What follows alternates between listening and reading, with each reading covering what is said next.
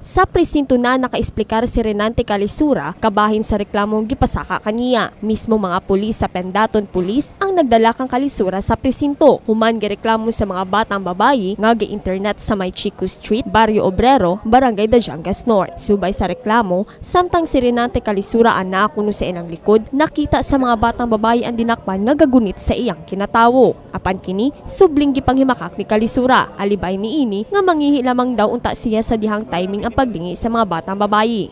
Ako to nagkuan man ko to mangiyan ta ko baka dali ba. Pagkatod taod mo to ni gawas dayon ko, mo to nagtawag yan sita nila ako nagkuan daw ko. Mo to pag kuan niya pag gawas ko, mo to nakulbaan ko ay dog na kuan man ko.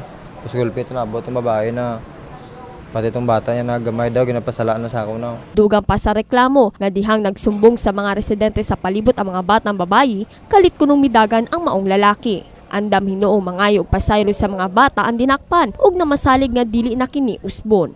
Ug mangayo lang ko sa ilo kung sa ikuan la sa kuan, kung sa ilang kuan, sa ngayon ang pasensya. Anaan na sa WCPD sa Police Station 1 ang reklamo batok sa suspect ug temporaryo kining gidetain sa maong presinto. Shilling Joy Kanda, Brigada News.